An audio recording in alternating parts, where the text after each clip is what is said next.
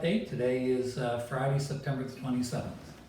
So over the past week we've had pretty good rain, brought the water levels up quite a bit. We were hoping it was going to bring a good pulse of fish through, but going up and down along the river, there doesn't seem to be a lot of new fish moving. And speaking to DFO, they said they were only getting small numbers in the trap net. So I guess it hasn't happened yet. The water is quite warm though. And it soon better happen. We're getting to the end of September. So we're hoping that that big fall run will start pretty soon. Activity on the river, the smallmouth bass issue in the upper southwest Miramichi. Over the past little while, there's a number of things happened.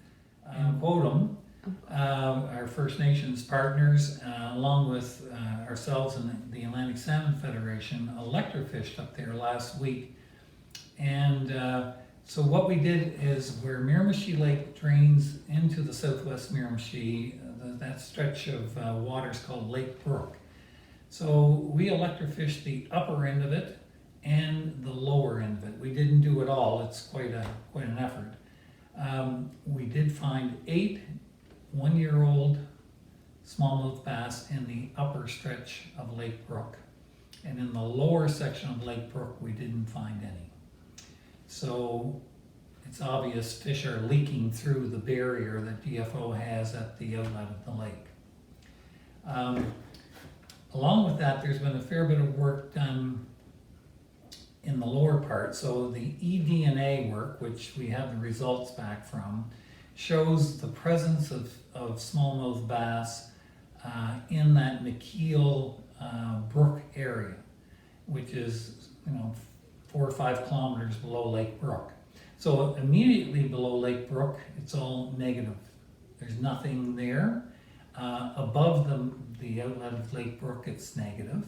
It's only in that McKeel Brook that the positives are there, and then all the way down to Boys Town, we got negative readings.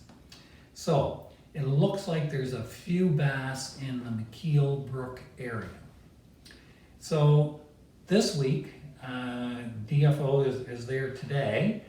They had 3 days of gill netting in McKeel Pond where the smallmouth bass were angled. And so we'll see what 3 days of gill netting will produce.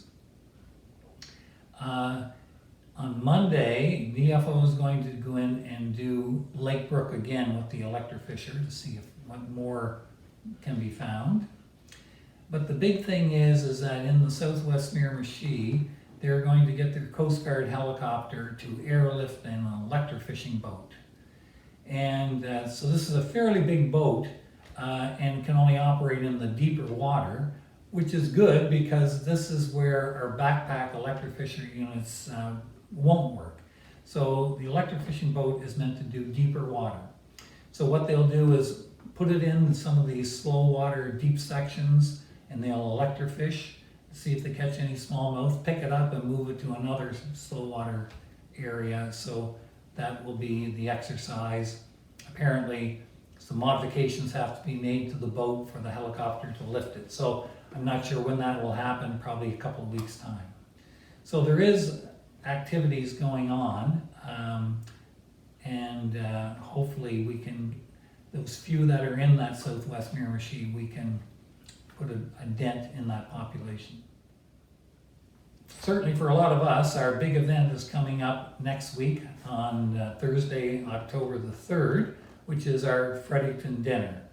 And this is one of the largest dinners that we have, and this year we're honoring David Wilson posthumously, unfortunately. David was a former chairman of the MSA, a director and an active worker right up to a week before he unexpectedly passed away. So we are honoring David there. The Premier of the province will be in attendance, and there's still tickets available. We have a pretty good crowd, but that's the Fredericton Inn in Fredericton where we have it. It can hold a lot of people. So get your tickets and we'll make space for you for sure. One of the other activities that we're in our broodstock collection mode, And we will actually be going to Juniper on Monday to try the same pool there to collect our brood stock. There has been some activity in Renews, and people are calling up. So UNB is actually capturing some fish near the mouth of Renews River for one of the experiments that they're doing. So they were there on Monday and got some fish. Now they'll be going back next week to do the same thing again. So you see a bunch of vehicles and young people there. That's the crew from UNB. I had a discussion last night with a group of anglers about striped bass fishing. And there's a lot of people out fishing, but apparently it's a little slow in the Newcastle area. There are some fish going up the northwest and moving around, but the best fishing is still in the Gordon Wharf area, Chatham area, further downriver. Water's still warm. As it gets cooler, they'll be moving further upstream. And but they're still catching the odd one in Newcastle, and so there's people out fishing and they're catching some, but it's not prime yet. So another week should, and some cool weather will drive those striped bass further up the river. So until next week, take care and good fishing. Don't forget to subscribe to our channel and turn on that notification bell so you can stay up to date with everything happening here at the MSA.